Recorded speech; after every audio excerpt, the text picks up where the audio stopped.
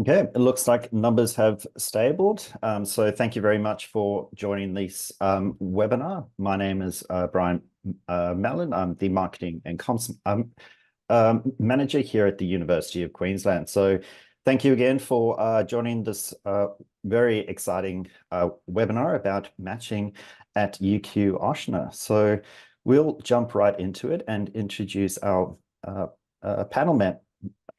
Dr. Denton, can you start with your introduction, please? Yeah, hi, Brian. Thanks for hosting us tonight. My name is Dr. Dodd Denton. I'm the Student Affairs Dean here at the Ochsner Clinical School in New Orleans. I lead the group in the faculty responsible for the match. Great, thank you very much. Scott.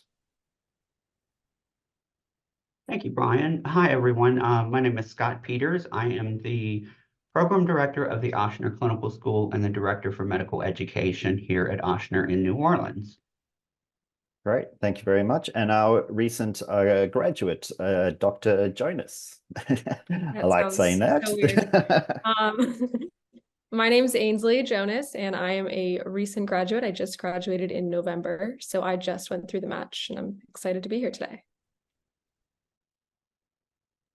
Thank you very much. And yes, so we will go through a formal presentation and then open up the chat for questions. So if you can put your questions into the chat box, that would be great. So we'll start off with Dr. Denton.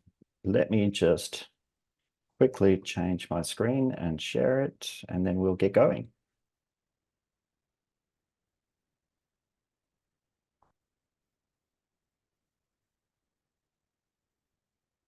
Can everyone see that? Is that okay? Okay, perfect. Over to you, Dr. Denton. All right, thanks, Brian. I'm going to run through a few slides talking about matching with UQ-Ochsner, matching into the U.S. system here at UQ-Ochsner. I don't have control of the slides, so you're going to. Can you move ahead forward? Yep. I need to change my view. Get to window. So an international medical graduate refers to a medical school graduate from a school not located or not accredited in the United States. The University of Queensland Ochsner Clinical School is accredited in Australia with reciprocal accreditation here in the United States, which allows our graduates to enter the U.S. match. We match a little bit differently than USMD grads, but we do very, very well, as you will see in the next few slides.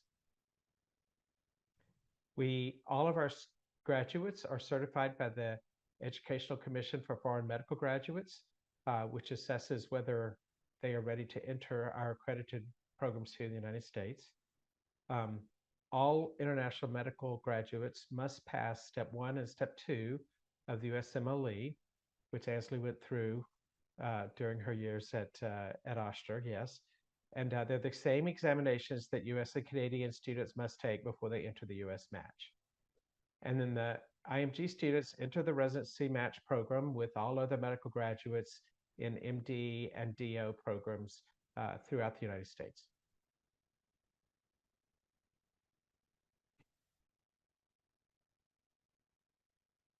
I'm going to talk a little bit about the examination requirements. So our students, this is a little bit of a busy slide with a lot of numbers on it. And this is our most updated data as of just a couple of days ago. Our average Step 1, our first-time pass rate on Step 1 is 89%, which is an excellent pass rate. And it has only gone up in the last couple of years. The class that graduated in 22 was at 99%, 90% in 23, 90% in 24, and 86% for the class that will graduate in 25. Some of this was impacted by the pandemic, and we see ourselves pulling out of that here shortly.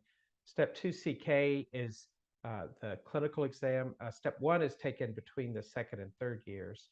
Step 2 CK is a more clinical exam taken near the start of the fourth year, and our pass rate has always been excellent here. Our average score on the step 2 CK is now at national average, which is 240. Early data from the class of 2024, which is our current seniors, the early takers have gotten it up to 250. I expect that to regress down to around 240 as later takers come through. Our average score on step 1 has always been good, but just a little behind USMD average. As most of you know, step 1 went to pass-fail with our class that graduated in 2024.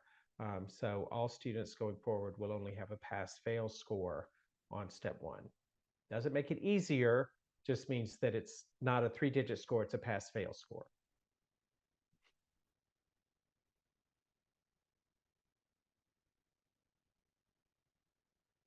We provide extensive materials for preparation for step 1. The 3 main resources we provide for our students are the step 1, our first aid for step 1, boards and beyond, which come at the start of your first year. When you get into your second year, we add on the USMLE World Question Bank, or the Q Bank for UWorld, and that becomes your principal resource through your second year studying and preparing for step 1. US students will agree with us that this is the best resource available for step 1. We review our study plan over and over again every year with students who have been successful, and we will change out resources as students advise.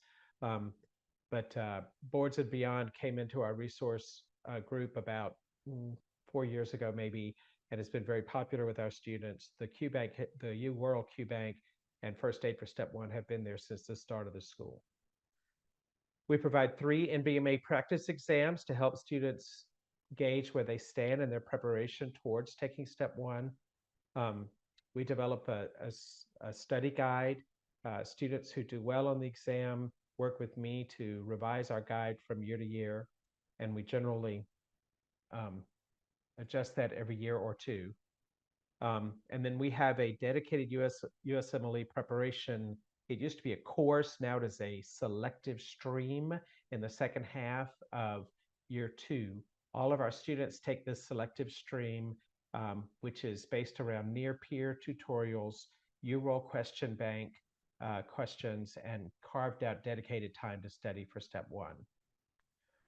Our step 2 preparation begins after you finish step 1. We provide the UWorld question bank. We also provide, not on this slide, but we also provide our students the subject examinations for each rotation they do in their third year. So when you finish your internal medicine block, you'll take a subject examination in internal medicine, and that is considered preparation for step 1, for step 2 CK. And we provide some additional online resources as well that we'll talk about as you get closer to step 2.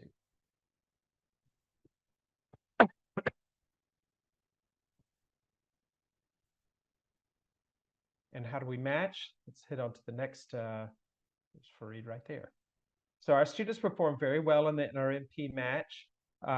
You can see the years on the far, to me, it's the far left of the slide. The number of positions offered, total applicants, and the percentage of matching by classification. UQ-Ochsner is the third column there. The MD seniors are the next column, the US DO seniors, and then the non-US international medical grads. So you can see this year, I'm proud to state that Ansley's class matched at a 99% rate, which is above the MD seniors match at 93.5. You can see the MD seniors has been pretty steady at 93 to 94%, and we have been at or above that match rate since at least 2016. So we've worked very hard to keep our match rate up. Osteopathic schools match rates have moved up over time. They have been in the mid 80s, and now for the last 3 years they've been in the low 90s. So they've been coming up as well, but still behind USMD students and behind the UQ-Ochsner match rate. Non-US international medical graduates, so non-US citizens who are going to international medical schools and coming into the US match at about a 50 to 60% rate historically, and it's been around 60% for the last several years. Brian, I think that's my last slide, and we'll turn it over to Scott at this point. Thank you, Dr. Denton. We provide a wide variety of resources to provide mentoring and advising for our students. We have these student interest groups, which are driven by the students. And through these interest groups, they have physician mentors that help them specifically on the specialty that they're interested in. Our students are provided with what we call a society head at the beginning of their first year. And this is a physician who is with this student, with their group of students throughout their entire 4 years. And they provide individual advising, they provide strategies to help them through the match. They help them navigate through the intricacies of medical school. So even though, some may have, like one society head may be a pediatrician, and students are automatically at random allocated to the various societies. So even though your society head is a pediatrician, if you're interested in going into general surgery, well, we have surgery physician mentors here that can provide you with that career guidance for your particular specialty. We also hold an annual career day and various symposiums throughout the year where we outline all of the details that's needed for students to prepare for the match.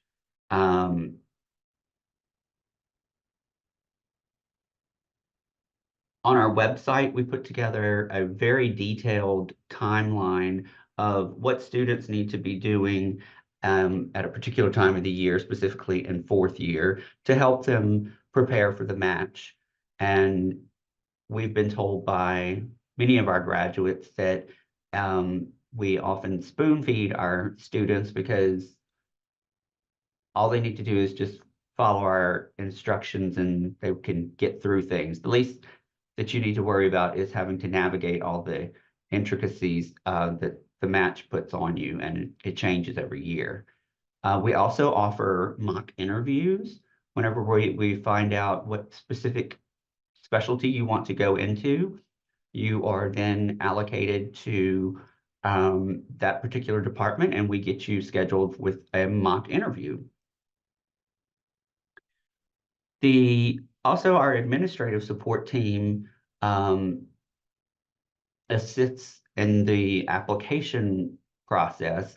Once students prepare their application for the residency process, our administration team reviews the applications because the online system, the ERAS system, does not have a spell check, a grammar check, or anything like that.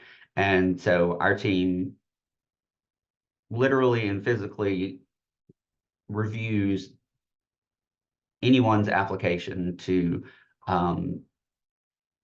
make sure everything's tip-top.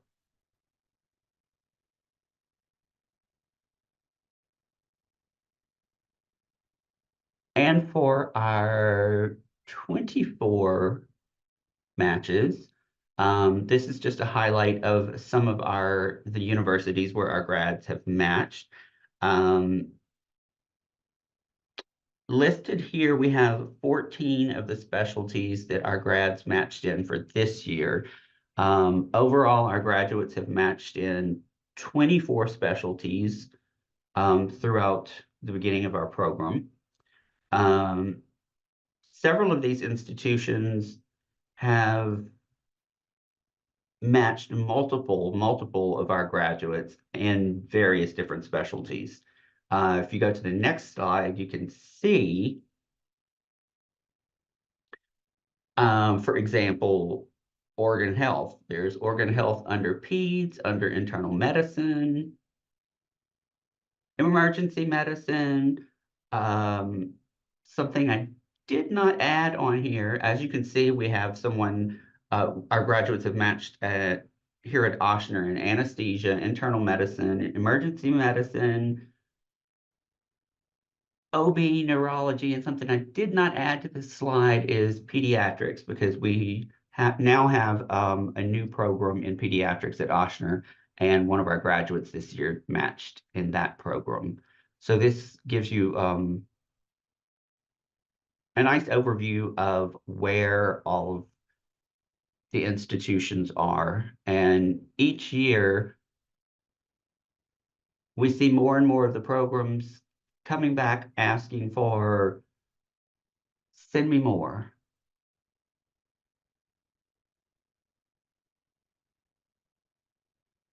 Oh, you can go on to the next one, sir.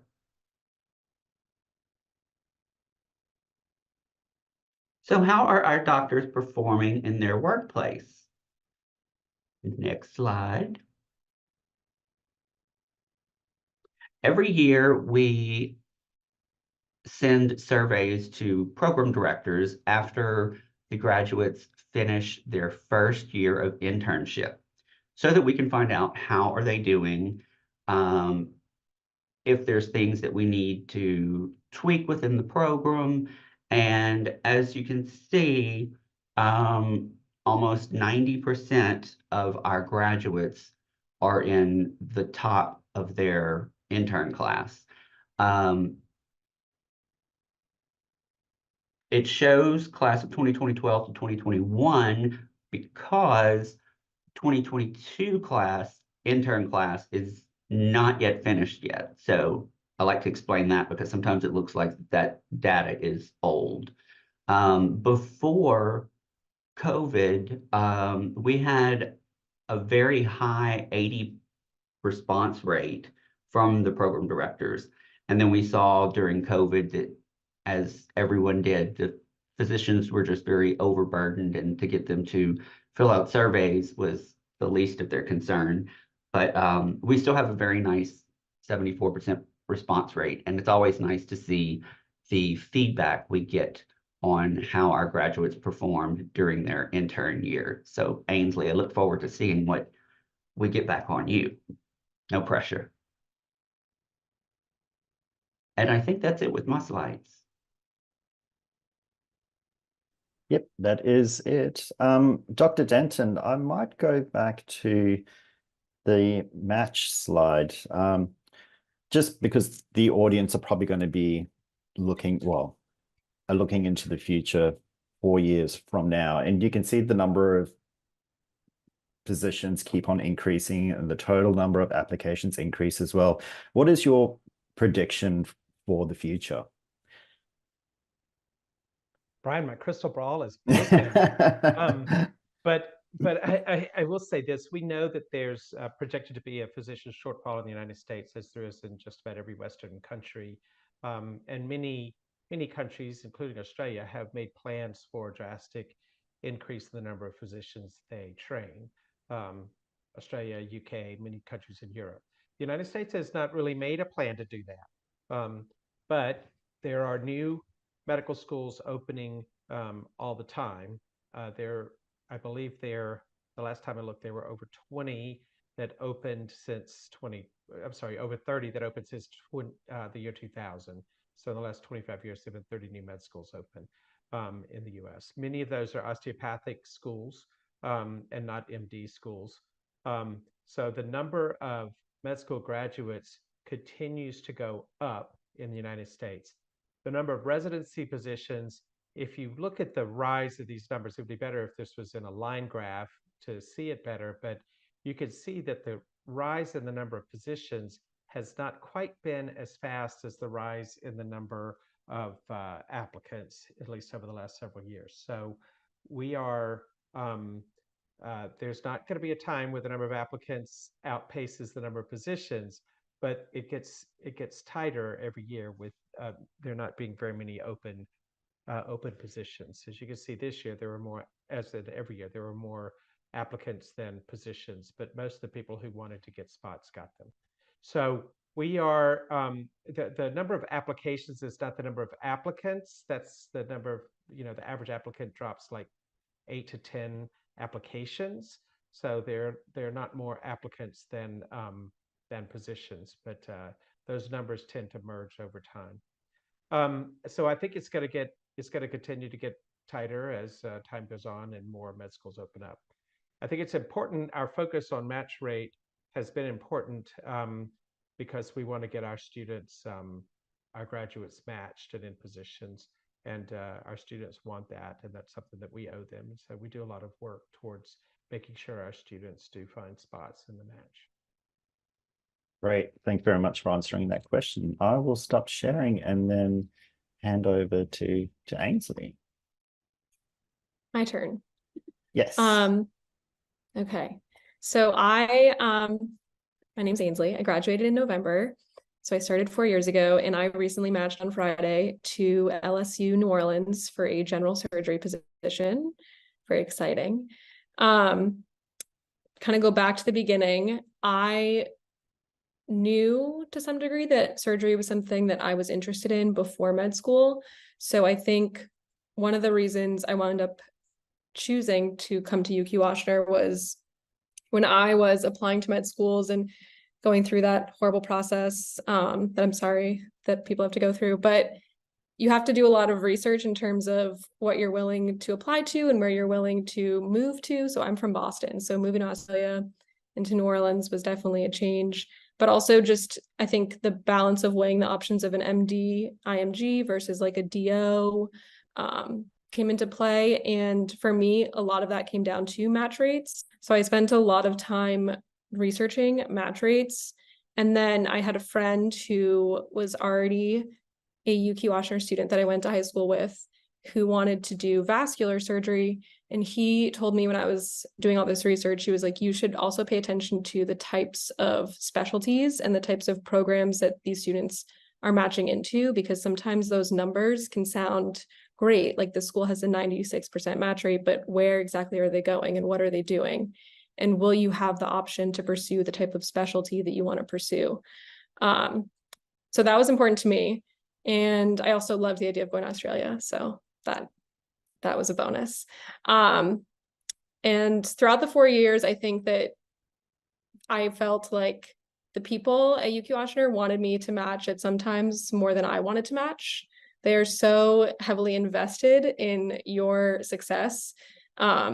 Taking step one and having that like dedicated time. My friends that went to USMD schools, like they didn't even, I have some friends that didn't even get a dedicated course. I don't know what a stream is because we didn't have that when I was the second year, but they had no like dedicated course space to just be doing UWorld questions and be asking their peers about how they studied for STEP and things like that. And then in terms of step two, which I think my application cycle was the first where step one had a pass fail. So I took step one first score, but then it switched, which is kind of complicated.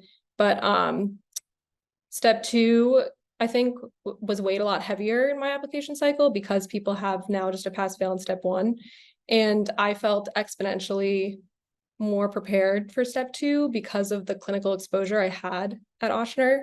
So when I showed up to Ochsner as a third year, I had just been like studying in libraries, and you go from that to being in the hospital all day. And I took step two at the end of my third year, right after my internal medicine rotation.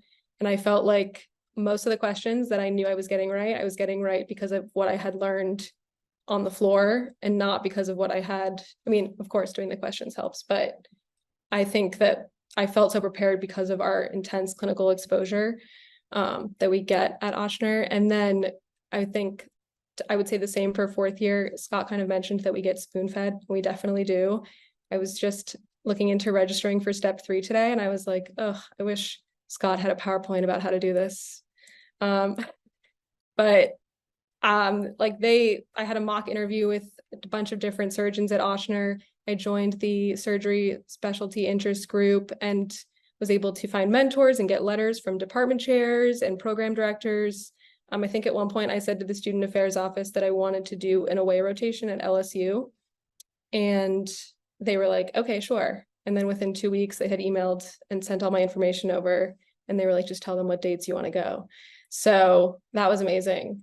And yeah, I think like I was here for match week. We matched on Friday, and just seeing all of my friends and fellow students kind of go into the specialties they wanted and get these amazing spots. I could cry all over again. It was a fantastic day. And we get insane amounts of support. Like I said, I think they wanted me to match at times more than I wanted to match. So I had a great experience, and I'm very excited to be staying in New Orleans so that I can come bother Dr. Denton and Scott with more questions as the years go on. But that's all I have so far, unless people have questions. Great, thank you very much. So yes, we can open up the chat to questions. Ainsley, I might ask you one. So I know that a lot of the UQ-Ochsner students do a lot of research to kind of boost up their CVs. How important do you think that is? I think it really is specialty specific, I would say, but I mean, research never hurt anybody. I will say that my first couple of years, I really focused on my grades, because our first 2 years, the curriculum, I don't know if it is still for a grade or if it's pass fail, but when I was a student, our classes were for a grade. It's pass fail now? It's pass fail now, yes. Okay. Well, still, like, I really was really concerned about step 1 and step 2, and that was my primary focus. And then I kind of realized that, oh, I want to do surgery. I kind of have to do some research. And we mentioned those specialty interest groups, like student interest groups. So at the beginning of my 4th year, right after I had taken step 2, I went into the chair of the Ochsner surgery department's office. And I said, Dr. Furman, please help me. I don't research, applying surgery.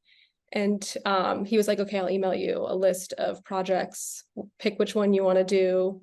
And so I picked like 2 projects, and within like a couple months was on a couple projects. I actually just finished a paper with the Ochsner program director a couple weeks ago.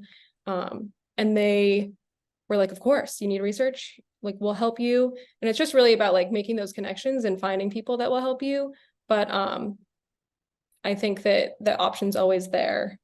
And it's definitely, I would look into if your specialty likes research, but I'm sure all of them do. Great, thank you. Especially likes research. I would say there's some that require research. Like if you if you want to do neurosurgery or urology, for instance, you must have some research background in those specialties. But if you want to do some other specialties like family medicine, pediatrics, internal medicine, they are fine with research, but it's not something that's required to match. Wonderful, thank you. There is a question. Like I had a lot of, oh, sorry. No, you go ahead, Ainsley. I was just gonna say, I think I had a lot of opportunities to do other things that made my application unique. I think we do like an observership in Australia, and a lot of interviewers asked me about that experience. So I was like in an OR my first year of med school in Australia, which was great. And then we just do a lot of like outreach and other things through Ochsner. You work with like I worked with high school students in the summer that wanted to go into medicine. So things like that can make you stand out in an interview don't always have to be research specific. So that was kind of nice too. Great.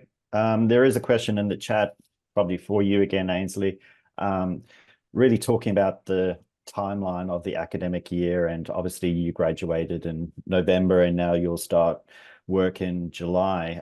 What do most students do in that period? And maybe also touch on when you were interviewing, I guess you had completed more rotations than what a normal US med student would have done, and was that a benefit? I think definitely. I think by the time I did so I matched at LSU and I did in a way at LSU, and I did it right after graduation in this like little window we have before our insurance expires. But I think I felt a lot more prepared to go into those types of away rotations because I was essentially done with my 4th year. And I think that also translated, and you could tell in the way that I was able to like engage with the fellow residents and the patients and other med students on those rotations, that I was kind of a little bit ahead. I think most people are jealous of this kind of 6-month period that we get off. When I tell my friends in USMD schools that they matched on Friday and they're back on rotations this week, that's a little bit counterintuitive. And a lot of people do tend to take step 3, which I think is a great idea, and I am going to do it. I keep telling myself. Started studying today, but so not having to worry about that because you have to take step 3 by the end of your intern year, and depending on the specialty, the program, there's different levels of how much leeway you can have to study for that. Most people are studying during their intern year, which I don't really want to do, so I'm going to get it out of the way. And then some people do research fellowships through Ochsner, and you have the opportunity to apply for those at the end of your 4th year. So I have a couple of friends that are doing that as well. So I think it really depends what you are interested in doing, but at the end of the day, we're all really grateful to have this time to kind of relax a little bit, get ourselves situated, then start as interns in July. Thank you. Another question for you. Do you have any concerns being an international medical graduate going into the match? Obviously, there's a bit of a stigma or a cloud hanging over your head, but was it a big concern for you? I think when I was applying, I was originally a little concerned. And then, like I said, I did a lot of research into the possibilities of matching into specific specialties. And I just wanted to know that I would have options. I didn't want to be like pigeonholed to doing something like family medicine, which I don't have the patience for, and I commend my friends that do. But I think as we went through UQ-Ochsner, they kind of instill us with this confidence of we're first of all, I didn't have to go through it as an IMG who needs a visa, which I'm sure is much harder. So I don't need a visa. And there's the UQ-Ochsner program is becoming more and more well known. So I felt myself during my interviews, I didn't really have to tell people what it was. They more were like so interested in the fact that I had spent time in Australia and they know what Ochsner is. So they were just so curious about it. And most people thought it was like an amazing opportunity. At no point during my interview process did I feel like I had a disadvantage to the other people I was interviewing with. I mean, I don't know if I'm sure there are interviews that I didn't get, but there's always going to be something they find to not give you an interview. I don't know. I just think it never crossed my mind that was like a flaw on my application, and I was never made to feel that way. And I do think it's so unique, like the UQ-Ochsner program specifically is so unique that in some ways it made me stand out, whereas in ways that other applicants could not. So I think there are pros and cons either way, but I would do it all over again the same way if I had to do it again. Thank you. Another question. Oh, sorry. If I could speak to that quickly, Brian, I would say that, our match rate kind of speaks for itself. It's not just matching in easy specialties either. We have people, somebody mentioned vascular surgery earlier here, and we had 3 applicants for vascular surgery this year, and all 3 of them matched at very competitive programs. We had a neurosurgery match this year. We had 3 OB/GYN matches this year. We had a bunch of general surgery matches this year, all competitive specialties. And we have matched across the board in every specialty there is. There may be what a student grabbed me today and said, well, Dr. Denton, has anybody matched into nuclear radiology yet? And I'm like, never even heard of nuclear radiology. But, if it's out there, we'll try it for you. We'll go out and make some inroads. But our match is not just a high rate, but it's across all specialties as well. So we have not had trouble with the match in really ever in the history of the school. Thank you. I did want to stay with you, Dr. Denton. So if a student comes to you and wants to match in a particular specialty, do they all get tailored advice to that particular specialty that they want to match in and which state they might want to match in? Yeah, absolutely. So we have a society structure. I think we've mentioned that, and every student is assigned to one of 5 societies, and I'm the leader of the societies. And we give individualized advice for specialty matching. Now, some specialties require you to be in the top quarter of your class, and 3/4 of our students are not going to be in the top quarter of the class. So what we will do is talk to you about, you can still apply, but if you want to have a job, you might need to be realistic about what you want to apply to. And so I never tell somebody they can't apply for something, but they may want to temper their enthusiasm with something that is more realistic. We all have a lot of experience with the match, and we give good realistic advice. Ansley will tell you that she and I sat down and had some come to Jesus meetings. That's a Southern term. Some come to Jesus meetings in my office about her match, and we talked back and forth about things for a lot. And I do that with a lot of students, and the society heads do as well.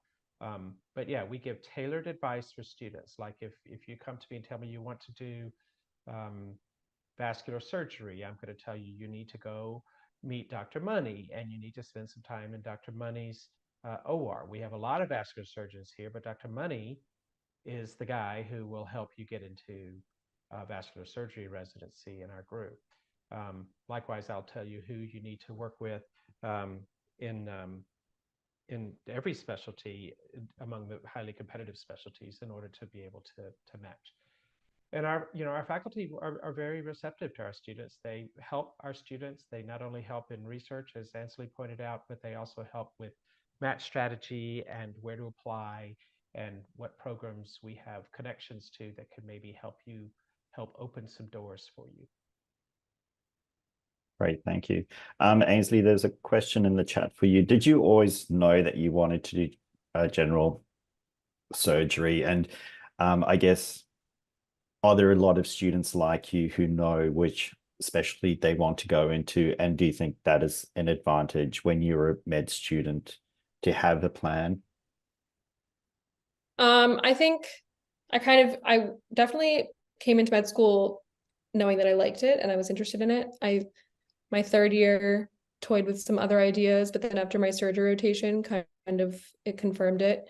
I don't think I was like the person that was there on the first day, like I'm going to be a general surgeon, but it's just something that I knew I was interested in, and I wanted to go to a program where I would have that as an option, and I wouldn't, like I said, be pigeonholed down the road should I decide I want to do it. And I think most of my classmates are somewhere on the spectrum of, they came into school. I have a friend who matched at Tulane for general surgery, and she knew day one. She was the person day one saying, I'm going to be a general surgeon.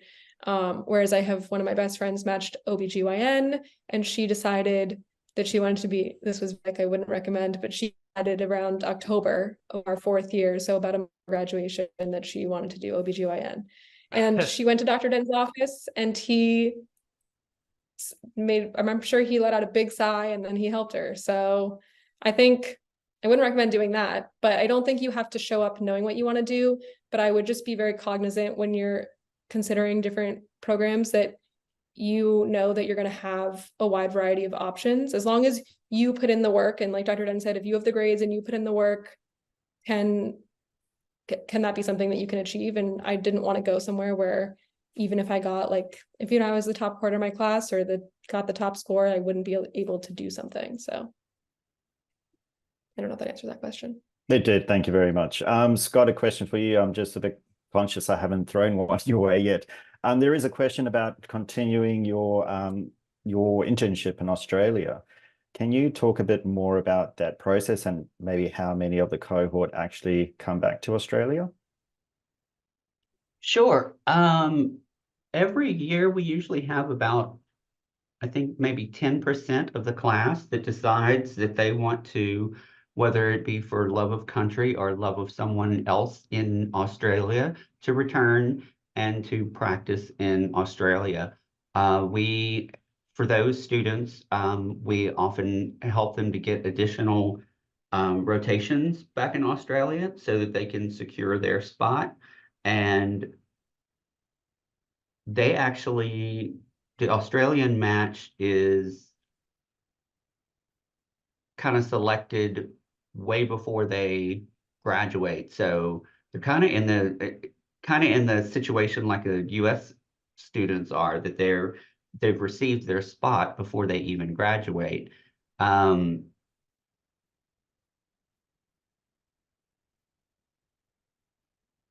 forgot what I was going to say about that. Oh, we we also have that's the beauty of the program, that you graduate with the ability to practice on 2 continents. We have graduates that go back to Australia and practice, and then they decide, no, they want to come back to the US and practice. And we've seen vice versa. We've had them match here in the US and then decide they want to go to Australia and practice. And because you're graduating with this opportunity, you have that opportunity. Great, thank you very much. There's no other questions in the chat at the moment, so if you want to put anything in there, please do. And yes, so the Australian internship, you apply when you're in September of your 4th year, and then you graduate in November, and then you start in the beginning of January. So it's a very, very quick turnaround. And at the moment, all our international graduates from UQ are receiving an internship in Australia. No other questions. Ainsley, there is another question here. Are classes recorded online? So can you think back to your year 1 and 2 days? So when I did year 1 and 2, I actually landed in Australia, and about a month later, COVID hit. So all of my lectures were definitely recorded online. I know that my second year, when restrictions were lifted, they just continued to record lectures online. And I can't imagine that they stopped, because I know that they offer them, or they went back to offering them in person, I'm pretty sure, but you're going to want to review the lecture. So I do believe that they're recorded online. There are classes that you have to be in person for, like I don't know if they still call it a CBL, but like you do case-based learning, which is like a group, and you go through cases and things like that. And you have obviously anatomy lab and labs that have to be in person, but I do recall that our lectures were recorded. Yep, that's correct. So in year 1, the CBL has now been replaced with a TBL. It's a larger group. And then when you move into year 2, you take up the CBL, which is what you did Ainsley. Dr. Denton, did you want to add anything more on that, or the structure at all? Yeah, I think there's some things that are recorded, like important things like symposia and orientation periods are recorded for folks who can't attend, but attendance at those is considered mandatory. There are a lot of things, particularly in the third and fourth year, that can't be recorded because they require hands-on or participatory stuff. And of course, clinical care is all in person, right? So when you're touching patients and dealing with patients, you have to be present. So there's a fair amount that's recorded early, and then there's less and less as you get through the program. Yeah, I don't think anything was online 3rd and 4th year. Yep. Because you're at the hospital anyway, and then you just kind of walk across the street to the academic center, which is beautiful, and you sit down for your lecture. So but just a few things that we record, like maybe the orientation sessions, like if somebody's out with COVID or something, although the quarantining for COVID has gotten less, we've gotten to where we record those so that they're available. Yeah. Great. Ainsley, can you talk a little bit more about your return rotation to Australia and what that experience was like, being put back into the Australian health system after doing year 3 and 4 at Ochsner? Yes, I can. I went back to Australia for the first block of my 4th year. And I had a great time. It is so, having been in New Orleans for a year as a 3rd year in the hospital here, and then returning to Australia as a 4th year, felt crazy, the difference between the hospital systems. And I think that that is also something that I talked about a lot in my interviews and made me feel pretty unique. But I got to kind of cross compare and take pieces from both that I liked and remember that moving forward. I was at the Royal Brisbane, which is one of the biggest hospitals, I think, in Australia. And I did a GI rotation there for 6 weeks. They have paper charts, which was crazy. I have never experienced anything like that. And then I told the story so many times in interviews. So they had paper charts. So you have to like fill out forms for labs, and you have to fill out forms for any imaging. And that was kind of my job as a med student. And then you're organizing charts. And I got back to Ochsner, and I had my ED rotation later on in the semester. And there was a day when Epic, the like online charting system that Ochsner has, was down. And I remember being in the ED with a fellow classmate who had been in Australia with me at the same time for our 4th year rotation. And we were like making piles, and we were printing labs, and we were like highlighting different colors and using Post-its. And the residents were like, "Oh my gosh, how do you guys know how to do this?" And we were like, "Oh, we've been at a hospital with paper charts, please. Like, we got this. Here we go." So that was really fun. But I loved going back. I loved seeing my friends. And it was really interesting to see the different ways that the 2 hospital systems work. So another thing you can talk about in interviews that makes you unique and stand out. Great skill to have, being able to work with paper charts. There is Yeah, a I felt very question. popular that day. There is a question, I guess, when you get into 3rd and 4th year, you are in the hospital and you kind of act like a junior doctor. How do you manage that with actually studying for shelf exams like step 2? How did you manage your time, basically? I think the beginning of 3rd year, I definitely felt overwhelmed. My first shelf exam was probably not my best shelf exam. But you just kind of get in the groove of things and find what works for you. I have some friends that would study when they got home. I am someone that once I get home, forget it. So I would find ways to kind of incorporate, oh, if I have 20 minutes where I'm hanging out in the resident room, I can do a couple questions here or there and things like that. And you just kind of find ways to squeeze in questions. And that's, I think, the most how I studied for shelf. And then most of the time, residents will be kind and give you the day off before your exam. And that's kind of when you bring everything together. In terms of step 2, most people take it at the end of their 3rd year / beginning of 4th year. It was recommended to me to take it during that Christmas break. So we finished 3rd year in November, start 4th year in January. And I think by the time we take finals, it's like very, very early November, late October. So I remember I started a dedicated, kind of the same way you would for step 1, right after we finished 3rd year, studied for about 3.5 weeks.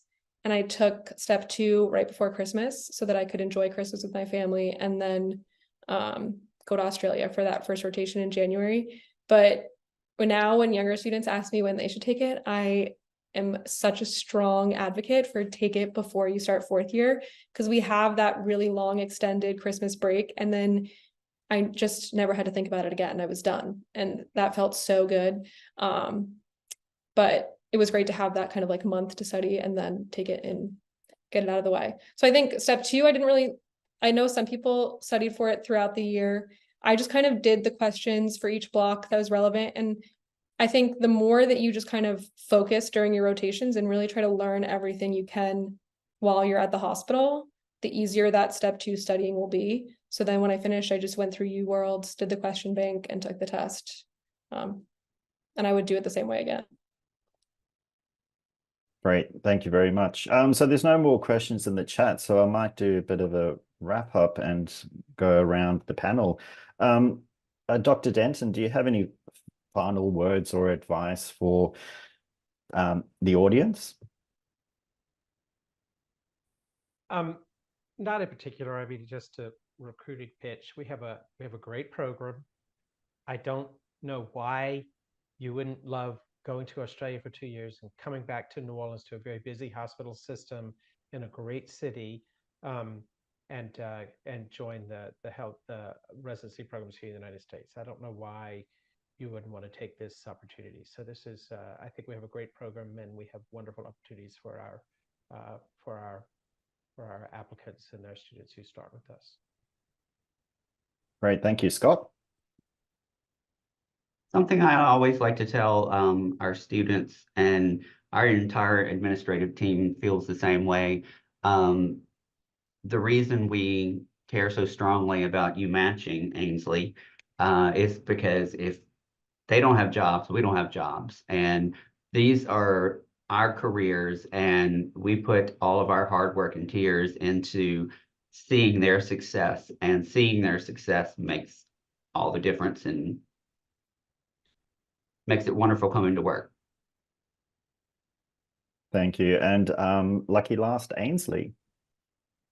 I think that I would do it all over again the same way if I had to.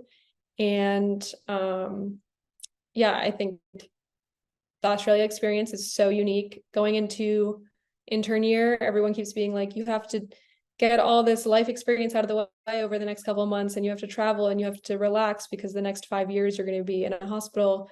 And I'm just so glad that I lived in Australia for 2 years. It's something that I mean, what an amazing opportunity.